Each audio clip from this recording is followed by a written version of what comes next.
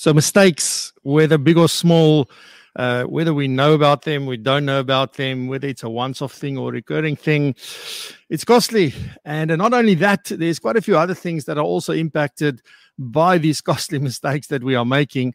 And today we highlight 5 of these mistakes, because there's really a myriad of mistakes that we can talk about, but I've chosen 5 to really look at.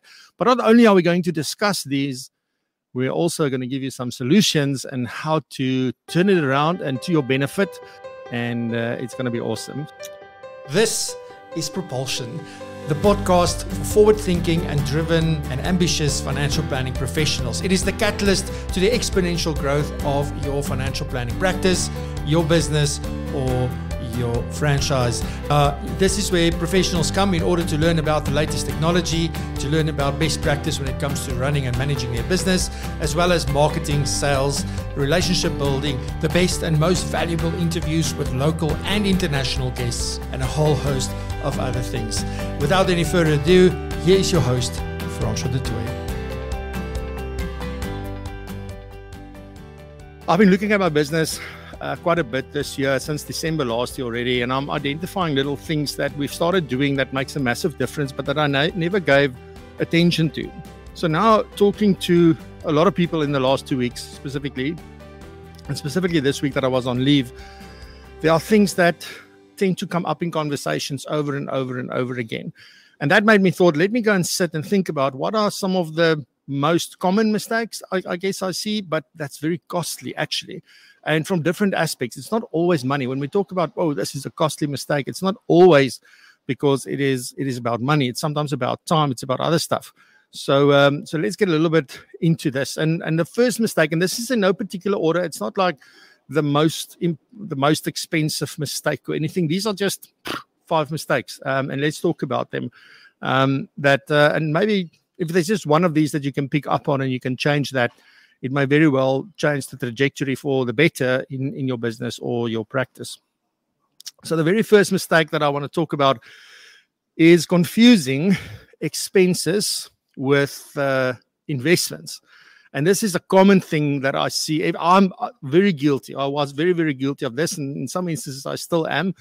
Some good friends that are very, very, very, very guilty of this one as well. What happens? Like, just think about this when we start any kind of business. The thing is, we're so focused on the money because we don't have money. We often bootstrap these. It's not like you get an investor and you can just go out and build stuff and, start just burn through cash and do things like that because you have somebody that's sort of backing you.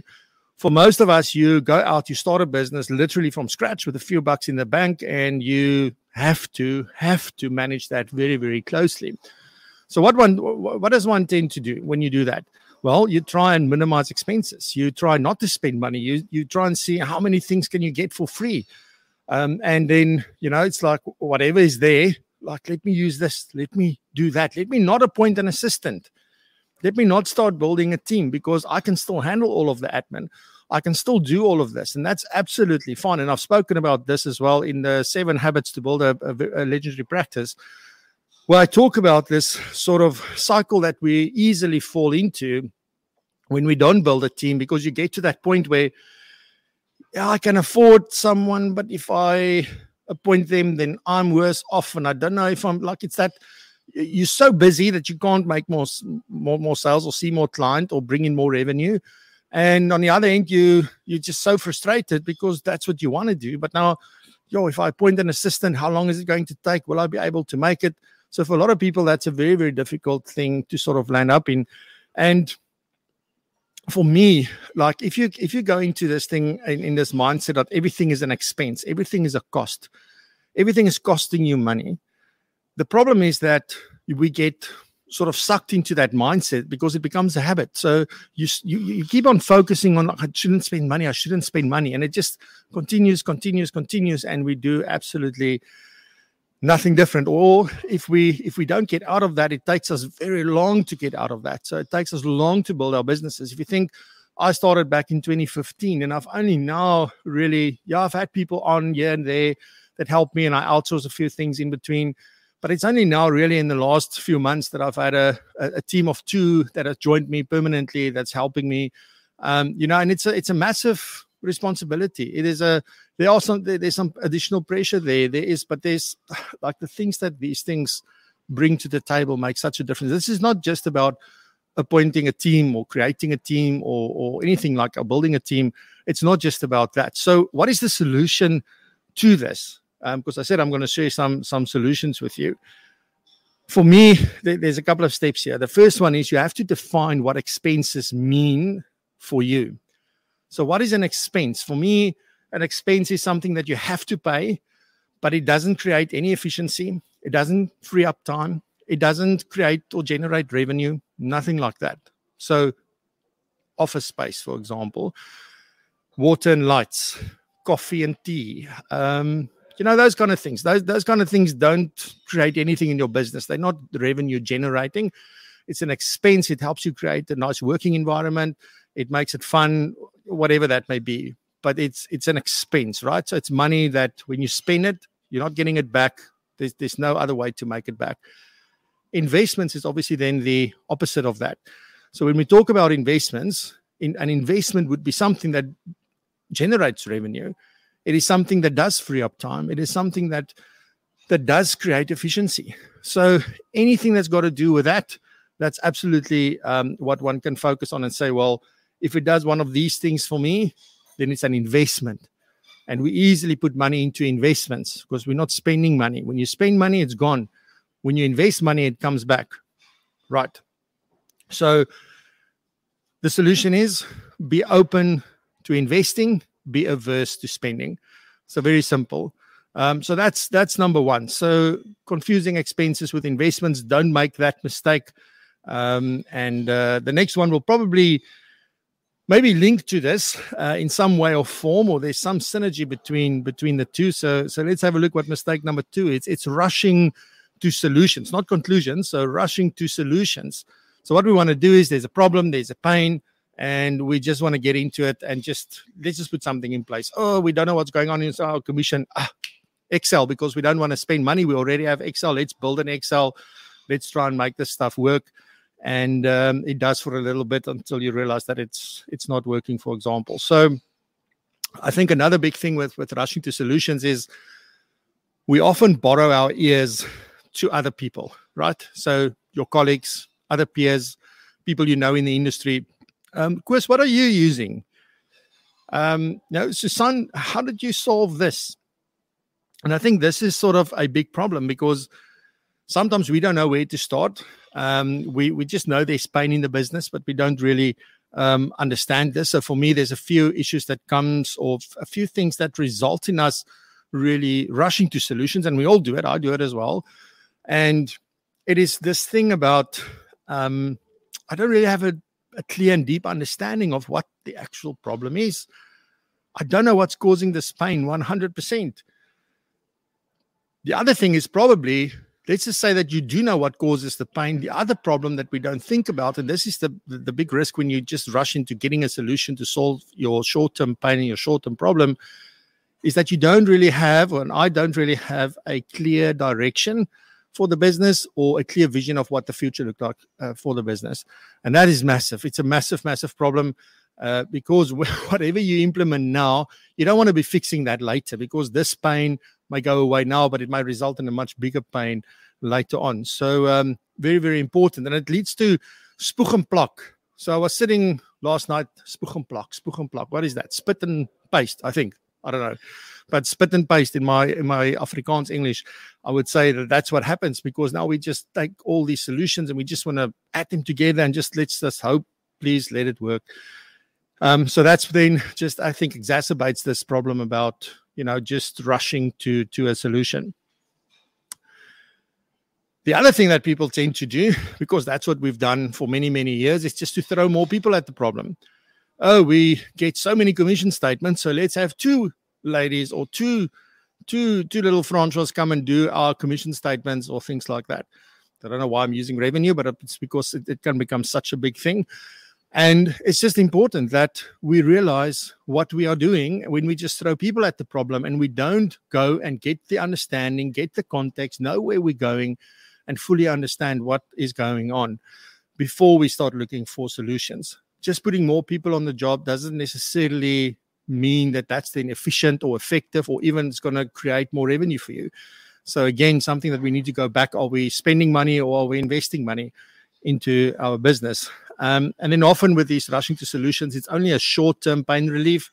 It's like you have gout, drink a few pills, the gout goes away. A week later, it's back because there's an underlying problem that's not being fixed. So that's important, right? So what is the solution then for this? I quite like this. I'm not sure who said it. There's a few people, Eisenhower, even Mike Tyson. There's a few people, people are not sure who said this exactly, or they did say the same thing but in a different way. But it goes something like, a plan is worthless, but planning is everything. I'm going to say that again. Planning is worthless, or a plan is worthless, not planning. A plan is worthless, but planning is everything. Even in the art of war, if I remember correctly, Sun Tzu was talking about the fact that it's so important to plan. You spend more time planning some war engagement than you actually are spending time fighting and actually being in war. So that part is absolutely crucial. And the reason why we say that a plan is worthless is very simply because the plan without action means nothing. So it's all about the action. But you got to know what to act on so that you're very focused, very, very specific. So my advice and my solution to this is absolutely to schedule helicopter days, right? So if you don't know what I'm talking about, go check out season 2, episode 17, where I spoke to Juanita Foster about staying in a helicopter. And we were talking about this and what this means and all of it. So go watch that episode. I did link it down below, so you will find the link there. Staying in the Helicopter, season 2, episode 17 with Juanita Foster. And you can see a bit more about what we're talking about when we say you've got to schedule helicopter days. But the whole idea around this, just briefly, is that your mission must be to understand and gain the context that's necessary to understand the problem and then to come up with a solution. You have to have a deep understanding of that. And you have to do your own investigation. Very, very important. Do your own investigation, your own learning, your own due diligence, and then go ask for help. But we rush to asking, was it so much easier? I'm seeing somebody I saw somebody this morning in a Facebook group about like MailerLite, the software we use for bulk mailing, asking, how do they create a group? I'm like, holy moly, it's in the help file. It's in the FAQ. It's everywhere. But it's so much easier to ask. And the problem is now people start asking, but what do you want to do? Why do you want to do it? Why are you not doing it like this? Why not? And now this thing becomes totally out of hand. So first, learn yourself, investigate yourself, and do your own due diligence. And then if you feel like you need help, then ask for help, because then you can have a much better conversation and really engage in that from that point. Right. Mistake number 3 is, and this is me, right? So guilty. What is this? This is always chasing the latest technology because it's amazing. The lights are brighter, the reds are more red, the blues are more blue. It is smaller, it's bigger, it's faster. It can do more things on its own, or whatever the reason is. But it's so easy to always be chasing the shiny object. I think of Harry Potter chasing that little ball with the wings when they play Quidditch. I think it's called Quidditch. It's been a while since I watched the movies, but yeah, that's sort of what it is. Like you're always trying to catch this. And this is a massive problem because it leads to a few things, and primarily, in my belief, it leads to feelings of frustration. You get frustrated. You want to throw things out the window, and you almost feel like giving up on technology because nothing's working for you. Every time you want to do something, it takes time. It's stealing time. You need to learn the system, and then you learn the system, and then you realize, it's still not doing what I thought it was going to do, so I need to look for something else. And that sort of becomes the thing. You sort of get caught up in this belief that there must be something better out there, or the best thing is still coming. We're all still looking for this one system, right? It must come one day. So whenever something new comes out, let me have a look at it. Now, it's my job to do that because I need to sort of relay this information through to you. But for you in your business, you should not be doing that. Absolutely not. I'll give you the solution for what you should be focusing on. The other problem with, if you keep on chasing new technology and you want to see what the latest and greatest and most beautiful systems are, is that you're forever learning, because you're forever learning a new system. You are forever trying to figure out how this thing works. but you spend so much time learning that you never adopt the thing. And it's all about adoption. And this is also important. I'm going to refer you to an episode way back in season 1 where we spoke about adoption of technology and sort of a process that one can go through. I'll refer you to that when we talk about the solution. But it's a vicious cycle. Like, yes, whoa, here's Neotech. Look at how amazing this is. It sounds it's exactly what I've been looking for. Let me learn it. And then you learn it halfway because we never learn anything in full. But then we go like, okay, no, this is not going to work for me. Let me, we're not going to adopt this. Or it's only me who adopted. The rest of the people never learned it in the business, so they're not adopting it. So now you give up because people are not using it.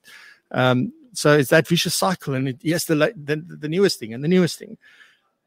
It also leads to many disjointed systems in your business because these things tend to not talk to each other. And that's the problem. So you want these systems to talk to one another in some way, shape, or form. It also means that you want to minimize the number of systems that you use. You need the absolute minimum number of systems. You shouldn't have whatever, there's a book that I'll recommend in one of the shows coming up. It's an amazing book. And this lady shared all the tools that she uses, but it's a list like this. I'm like, no.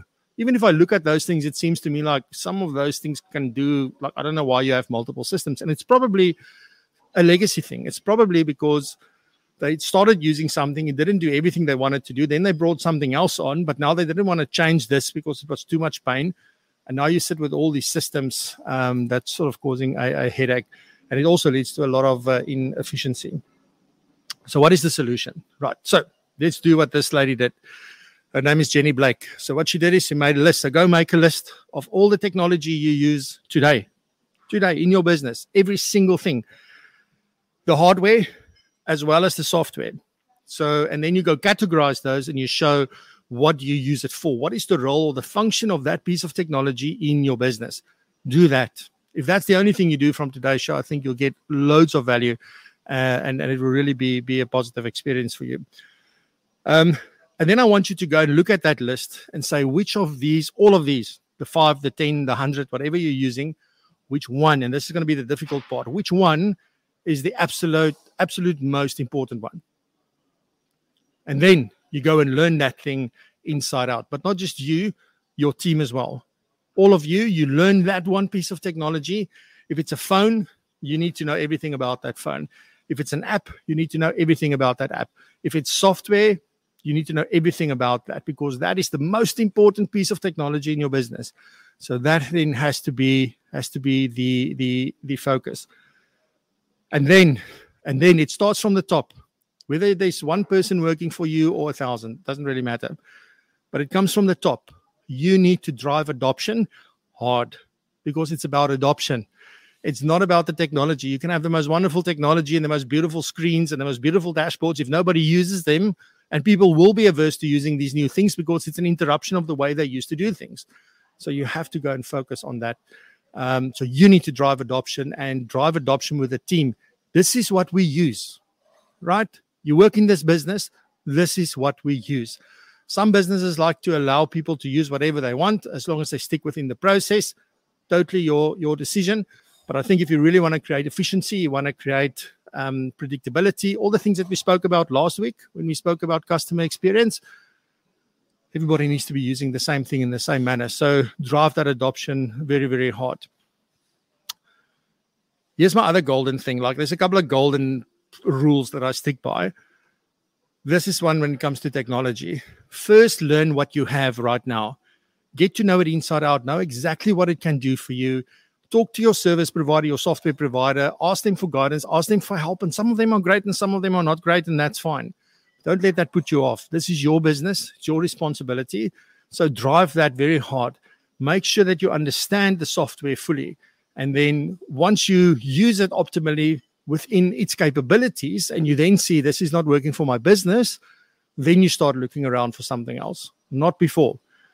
If you and your staff doesn't know or don't know everything about the systems that you're using, you have no reason to move because there's no basis. There's nothing that you can prove. It's just, it's not user-friendly. Yeah, it's not user-friendly because we don't know the system. That's why.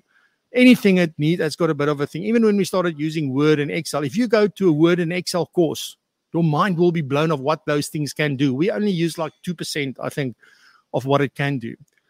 And you may say, yeah, I don't need all that fancy stuff, but that's not true.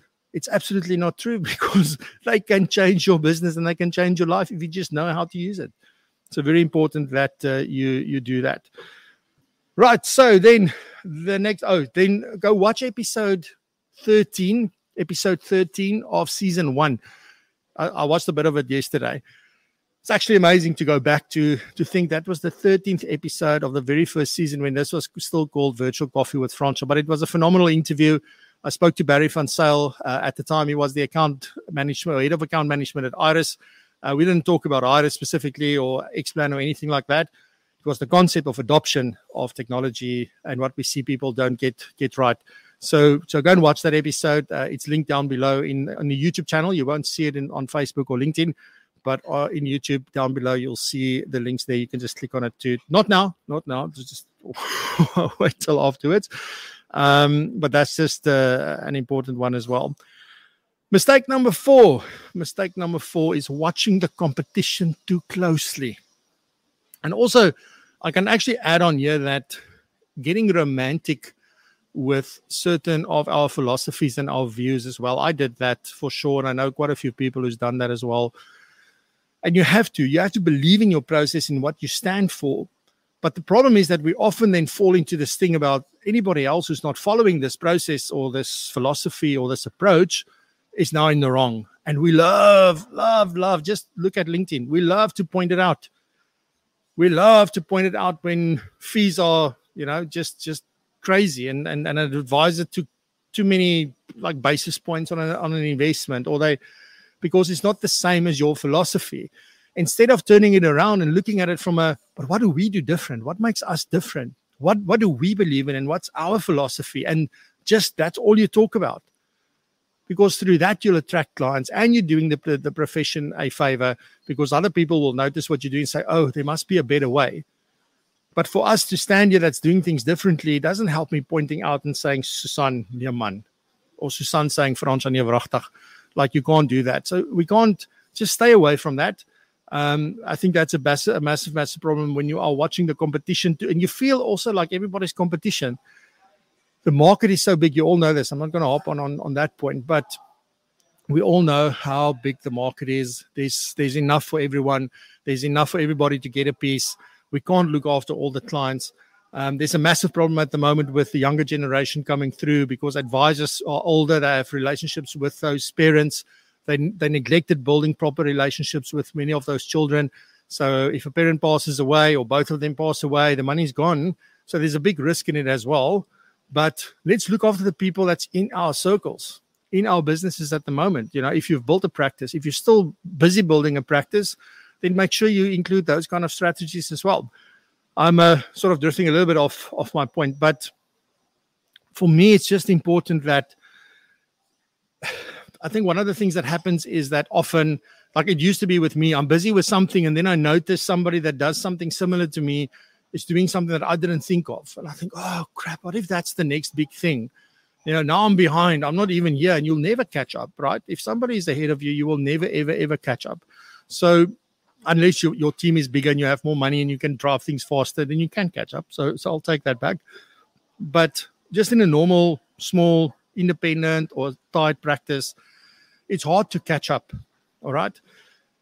So focusing on what you do is so important. Forget about what the Joneses and the Kumalas and everybody next to you is doing, because it really doesn't matter. It does not matter. You in your own race, you're looking at doing the best you can for your clients, and you want to build your practice with the kind of clients that you love to work with. So forget about the so-called competition, because I don't believe that there are competition. Everybody does their own thing. This business has always been built on relationships, and the one with a good relationship will keep the client, even if they're not doing the best thing or giving the most appropriate advice, and they maybe just, on the side of the road and not on the road, or even if you're giving the best possible advice in the universe, people are staying because of the relationship and the connection that they have with you. So that's important. So what is the solution with so that you don't watch the competition and worry about the person next door? Just focus on your clients and talk to your clients. Not just about their plans and their future and their dreams and what drives them and all that good stuff. You need to talk to them about what they expect from you. What are they looking for? What are their needs? Understand that beyond just, I need a policy, or I want to do an investment, I want to provide for retirement, I want to make sure my wife is okay if I pass away. Beyond all of that, what are they ultimately looking for?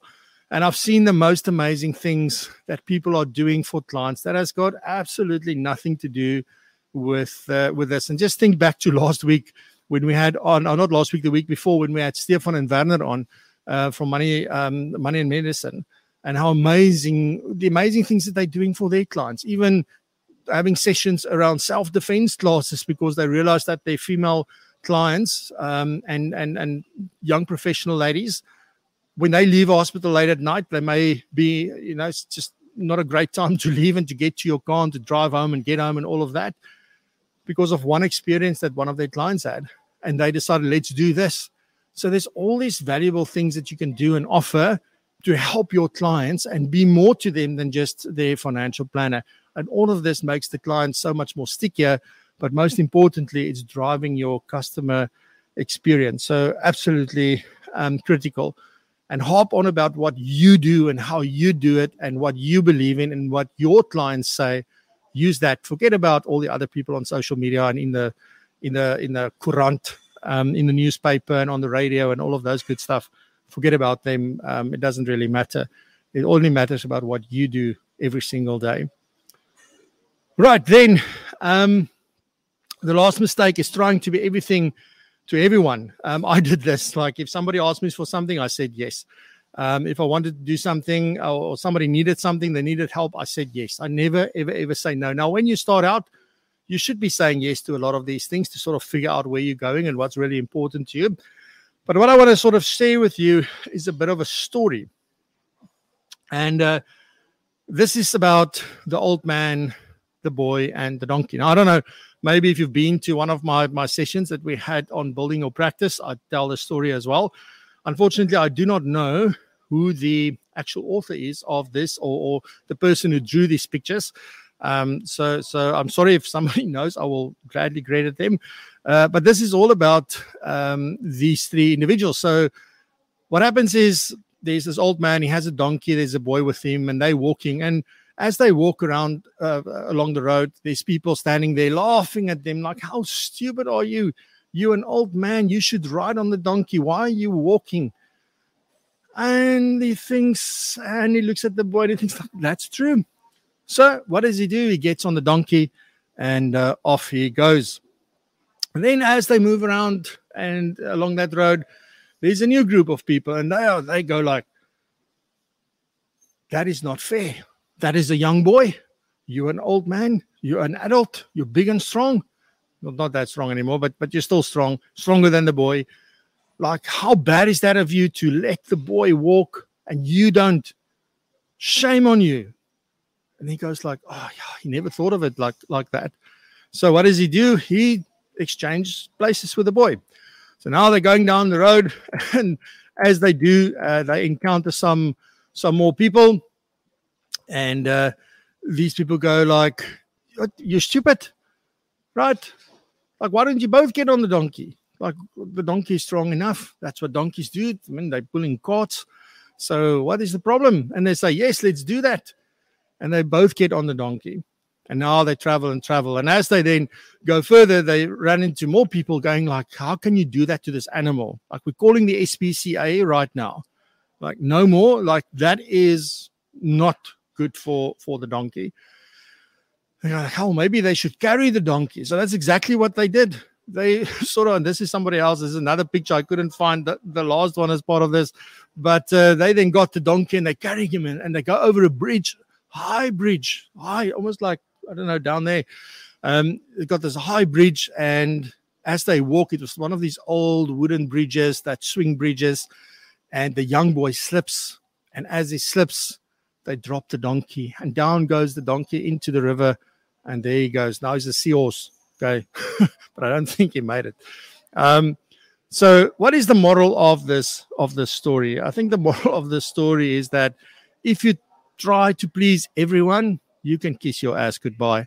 And that's a very, very strong message for me in this very simple fable that sort of illustrates that. And I absolutely believe that And I think it's very, very important to understand that you can't be everything to everyone, but what you must do is be everything to someone. And that is, I'm taking that out of the book of Stefan and Werner, because that's exactly what they said. In fact, that's what we sort of called the episode. Be everything to someone. It's about carving out a niche and owning that niche, but really then doing loads of stuff. Be everything to that niche. And there's quite a few things that one can think about. And the solution, be something or be everything to somebody. That somebody, you got to decide what your focus is. You got to decide what's important to you, what you focus on, and that's what you're going to look at.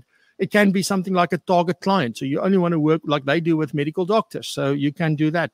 You can decide that you only provide a niche service. So you only do estate planning or you only do investment planning, but you do it next level and you only work with certain clients in that space. That's all up to you.